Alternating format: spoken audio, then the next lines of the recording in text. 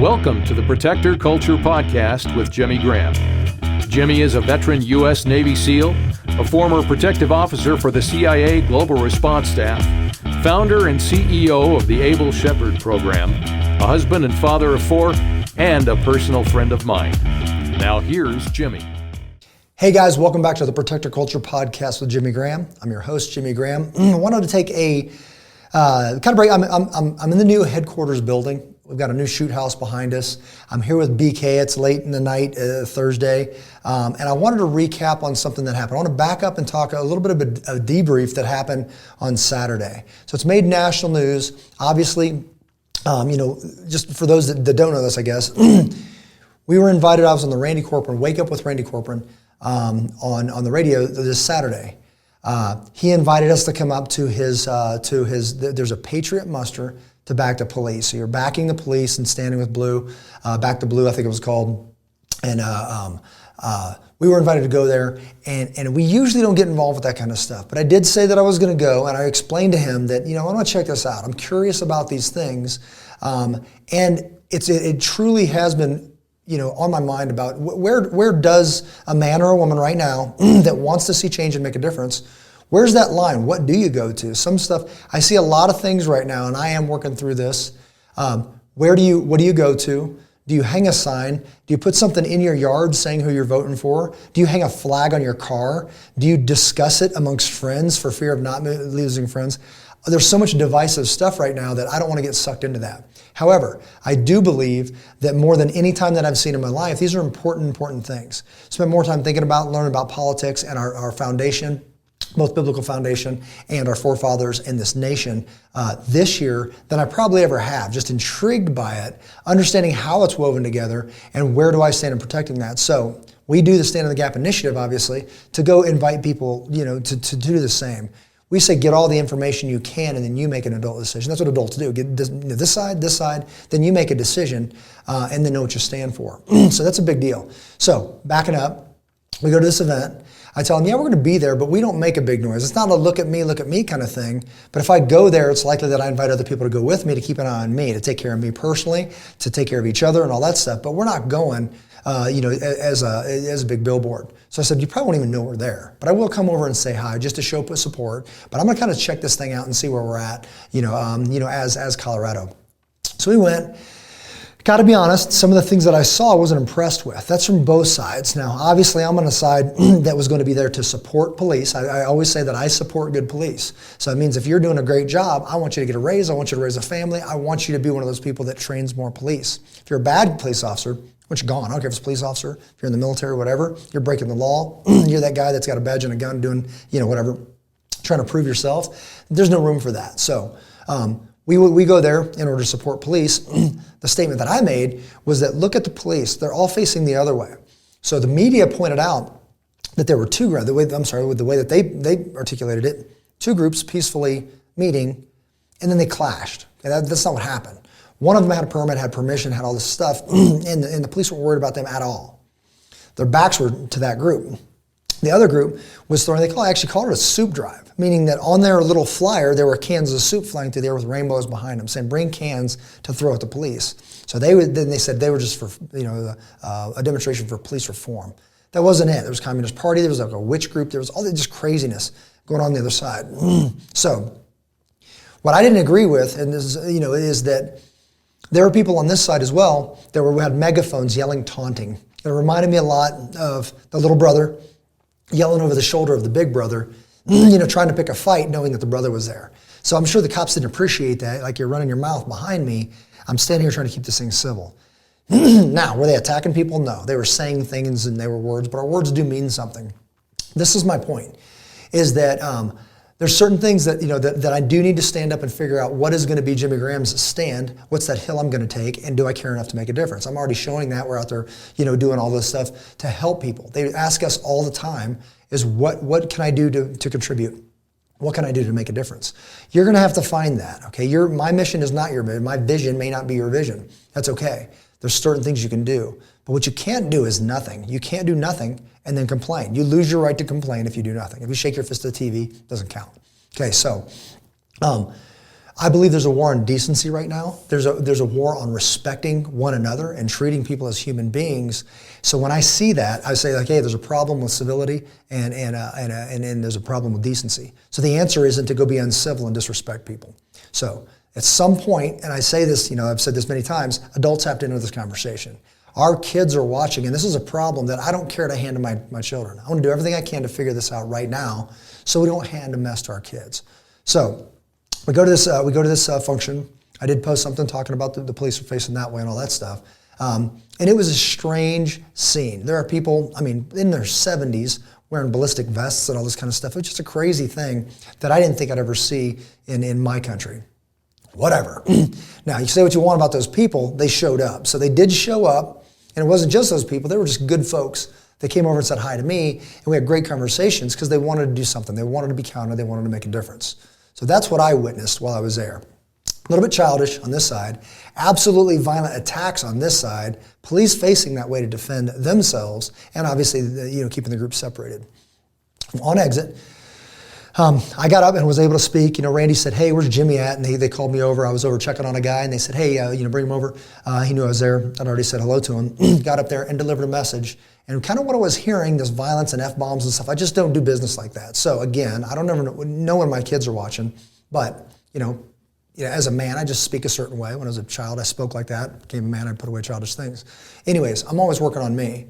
So what I was allowed to do was get up there and talk about responsibility, which is talking about patriotism and what we can do, but our kids are watching. Like, this is a big deal. Let's figure this out. Let's fix this. But let's do it as professionals, as respectful. Not weakness, but kindness. So that kind of quiet, confident strength is what I think is going to turn the tides. But we've got to show people how to do this. We've even got to show the other side how to do this. So that's the message that I got to say. And for that reason, that I'm glad that I was there and even invited up to speak. Don't know how many of these I'll go to if they continue down that line. If you're going to sit there and name call over the line, if you're going to put out a message, then do it. If you're going to gather your people, then do it. You should be able to peacefully do that and not be attacked. But you can't be an instigator as well. When we left, there were some people, I'm not sure how they got there because the police did a very good job controlling this environment. But we only left one way. We were only allowed to leave one way. So going that way, there were a couple instigators, and they were trying hard. And I know what it looks like when you want to start a fight. People are just yelling in her face. They're picking the construction workers. They're picking the guys, whatever. Oh, what are you looking at? For no reason at all, just really, really trying to pick a fight. Now, we're blending, so we just kind of let it, whatever. It's not personal. Walk by, do your thing. Some guys took the bait. We made it around the corner, got down the street and all that kind of stuff. As you know, because national news now, an altercation happened. There was some mace involved. There was a gunshot. Man lost his life because he was shot in the face. So that kind of thing, I'm not about instigating that stuff. Like I said, you should be able to peacefully gather, but I do have a problem when it comes into adults yelling at each other's face with no possible outcome that's going to be good. You're not going to make a difference that way. So that's just an honest observation of what I saw. My point on this is that, as far as Abel Shepherd, people are asking, what were you doing there? All this stuff. I was checking it out. So I'm looking at it. I'm trying to see what's going on. You hear about the news. You don't know what to see. Saw a totally different perspective. But I do see room for improvement. Definitely, on the side that I was standing, a lot of room for improvement on that. So this isn't, run in and let the kids yell it out. This is adults showing up, figuring out what can be done, and then figuring out where you take a stand as a man or a woman. So I wanted to share that just to be very clear that my vision has not changed. Our motto is take care of one another. We do that very well. We are all about community, but it's not, the word militia has come up. It's like, what are these militias doing? Okay, militia is this negative connotation. We're not a militia. We think that people have a right to defend their lives. You have a right to defend your family. We're very, very good at it. I haven't seen anybody in this state, in the nation for that matter, that has been able to do that on an effectiveness level that we've done. The community we've created, I'm very proud of it. None of that's changed. Now, am I going to stand up for what I believe in? Absolutely. Do I expect my community to surround me and we protect each other? Absolutely. Am I looking for a fight? I'm absolutely not. But I'm not going to be bullied either. So I just want to make sure that we're very clear on that take care of one another is a much bigger thing. I've had some conversations with people that I absolutely value their respect recently. Did something change? Not at all. So we are still training people. better than anybody in this nation how to defend themselves personally, how to create communities, and then equip those people to, and not just violent encounter. How do you grow and maintain a strength and manage those relationships? We just happen to be good at some things that others may not be. The medical equipment, the firearms, self-defense, all that kind of stuff. But we are not living in fear. We're having a blast doing it. So what we've been passionate, I've said this many times, what I am very passionate about, what this group is very passionate about, just got very, very relevant because of all the craziness in the world. So I don't know why everybody's losing their mind. I get it, there's an election coming and all that stuff. There's going to be a world on the other side of that. And there needs to be leadership. I say in active shooter training, when people are scared, they're up for direction. People are up for direction right now. I just left a meeting on the way here, meeting down in Castle Rock. A bunch of people came to the park, programming radios. We're talking about creating our circles. We're passing personal information, saying if you need something, you call me. So why? Because I've spent a lot of time earning your trust, and if you trust me and you need something, and you're out of resources, your husband needs something, you need whatever, and you're like, hey, you need somebody to watch your kids, then if we've built that kind of relationship, call Rachel and I. We'll take your kids, you go do your thing, come back, and I hope that I can do the same and trust you with that. So that's what I'm saying, that whether things are good at the end of the year, they're bad at the end of the year, it just doesn't hurt to have that kind of community of amazing people that you trust. We've been very, very fortunate with the individuals in this program. Okay, BK, what'd I forget? I think you're hitting it on the head. I would maybe reinforce the right to protect your family, protect your property, but also to prepare, whether it's for a long snowstorm or a water outage. Don Jones has done a great job. Yeah, Sunday nights sessions as part of that community, bringing people together to look out for each other. Yeah, so the tools, and it's funny because we're saying prepare. What does that mean? There's like even a negative connotation of the word prepare, preppers, whatever. There doesn't have to be. It means if you can get together with people and do things that are going to make you better prepared while hanging out and having dinner. We've done this many, many times where there's barbecue and everybody's hanging out and the kids are playing, all that kind of stuff. And we pull out and we talk about some radios. And we use those radios because we do car trips and we're going in the mountains and this car can talk to that car, or motorcycles. We're like, BK's laughing right now. Jefito. So my they call sign obviously Jefe, and they were calling my son Jefito. He's 6 years old. He's grabbing that radio and talking, hey, BK radio check. It's just amazing stuff. But he learns little things like mash the push to talk, then stop talking, then let off. Things like that. So it can be very fun. This doesn't have to be a weird militant thing. We talked, we're going to put something together, driving course on how you can do these defensive driving skills, because I know that kind of stuff. So we're going to run some coverage, we're going to do some stuff like that. An orienteering class, map and compass. Those are good skills. It doesn't have to be spooky stuff. It's just a good skill. And if I'm going to be there on a Sunday, I'm going to have my kids with me. So we're going to go hike around the mountains, but I'm going to teach them how to read training features. Then we get there, we use those comms again, a radio, practice how to use it, how to program it, and talk to somebody else, get your next point. So there's going to be a lot of fun in this. You mentioned, the explaining about the right to protect your family. There's a couple terms, prepper. People are like, ooh, prepper, you're one of those prepper guys, okay? It's got a negative kind of feel to it now, just because we've seen the prepper guy who's like got the aluminum foil hat and he's got all this, sitting on a pile of toilet paper. I don't even know what. But the same thing with politics. People tell me, you're not getting political, are you? Everything's political right now. You don't have to like it, but if you talk about what's political, the policies that we live by, reading your Bible is political. Like that's politics. It's what are the policies that you raise your children by? So you can look at it as a negative thing, or you look at what are the policies that we as human beings have put in place to be successful. We've done it. Like as a nation, there's not another mark of success as America, with our founding fathers, biblical principles, and being able to lead the world into amazing places. That's already happened. So be careful when you throw around, I don't want to get political. You better get political on some level. Does that mean you yell at somebody for not voting for whoever? Vote in accordance to your values. So if there are values, there's got to be a future on the other end of this thing. So A leads to B leads to C. The way you vote matters more than it ever has in my lifetime. Okay? And this is not a spectator sport. This is not you get a watch from the sidelines. So at least be careful to mock the people that at least showed up. So if people showed up to the game, and they're just, even if they're on the sideline as a cheerleader, at least they're there, okay? If you're not even going to show up, you're not even a cheerleader. You're the person that's, watching from home. This isn't a spectator sport anymore. I wish I had better news than that, but if there's crazy stuff going on and there's an attack on decency, on our way of life, it's going to require everybody to stand up and do something. Okay, so figure out what that is. Spend time in prayer, figure this out, talk to your spouse, do whatever. But like I said, your vision, your calling may not be mine, but you do have one. So spend some time thinking about that. But if within my faith, I've got to measure that off some kind of standard that isn't my emotions. So I'm going to measure that off the Word of God. That's what I do as a Christian. I'm going to open the Bible and say, man, I'm not acting right according to what I believe. Okay, that is a proven recipe that built an amazing nation, the best in the world. So I'm sticking to it. So I just wanted to point that out about this. Sometimes you can throw around stuff like politics. You can throw around stuff like, whatever, prepper, like that stuff. It goes, ooh, spend some time and think about it. Excuse me. Our words do matter. So make sure you think about that and you know what you're talking about. What else, brother? Tools. We want to make sure that you have the tools to be successful when you start up your circles. When you start getting people together, we want to make sure that you have everything. Because people, I get it, people get busy. So they say, well, I'm not going to go out and do this, so can you do this for me? The answer is yes, we've already done it. We've done so much legwork for you to give you the documents, to start getting the people together, the little checklists. Couldn't be any easier.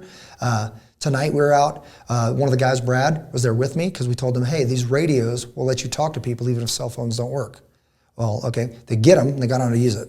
So you stand there saying, I will walk you through this, hand me your radio, he will program them for you, radio check, and now it's done. All you can do is turn it on and start talking, and the other one talks to this one. So they're about $35. They're very affordable.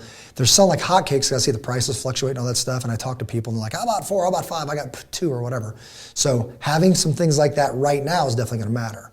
So if you could spend $30 on these $60 on 2 of these things, use them as walkie-talkies. You can practice with them and use them, all that kind of stuff. I don't think it is some kind of end-of-world prepper freaking out kind of thing. Like I said, we say we take a light approach to a very serious topic. So do the same thing. Talk with these things, mess with them and all that kind of stuff. But then if you have them, the time to buy them is not in a crisis, sir. So Jimmy, you were talking about a meeting this afternoon, this evening. Is there a posting on the website? People can see date and times where the meetings are going to happen? There is. So follow us on Facebook is the most immediate, but then also on standinthegapinitiative.com. So if you want those tools, like I said, if you're looking at that kind of thing of what can I do right now, on Monday, there's another Stand in the Gap initiative meeting in Castle Rock. So that one's going to be at the Rock Church. Let me make sure I'm not saying this wrong. The Rock Church at 6 p.m. And this is Monday open to everybody, the general public. You don't have to be in the Able Shepherd program or anything. I'm sorry. This one's in Compass Church in Parker. So in Compass Church in Parker, Stand in the Gap event, 6 to 8 on Monday the 19th. The one after that is October 22nd, also at 6 p.m., at the Rock Church in Castle Rock. There's a third one coming. It's not locked in yet, so we're going to hold off on that one. So right now we're talking about Monday 19th, the 22nd, which is a Thursday. So what is that? You just show up. We're going to make sure that you leave with a bunch of free resources to take the next step. So we're going to give you a Constitution, Declaration of Independence. We're going to give you a checklist. We're going to flip it over, give you the template. All you have to do is fill in the blanks of the people that you would call. Make sure you have their numbers. There's an app, a free app that you can download and make that more efficient. We're going to suggest a couple things like radios in case the cell phones get congested or they don't work, so you can still communicate with your trusted people to take care of your family. Then off of that, you say, okay, went to the meeting, now I want to start these circles, but I want help with that. Okay, well, so this week we've had 4. Last week was 4. This one's already been 3, where people like myself go into the local communities and say, let's meet. For example, we met at Festival Park. Everybody met there that was interested. We sat there, took them by the hand, not literally, but we just showed them exactly what can we do now. Everybody, if you're comfortable, give a location, of where you live, or even a restaurant, like a point that's near your house. So you pick a store, say, okay, I live nearby your Tractor Supply. Just put that address down. You have to put your house, but then a pin goes down and you start seeing quickly that you live by people you didn't know you lived by. And if you trust those people, then maybe that's somebody that'd be a good fit for your circles. So build your circles and have that start those relationships now. So again, the time to build those relationships and learn how to use a radio, learn how to handle a firearm safely, to maybe have some food on store and all that kind of stuff on hand,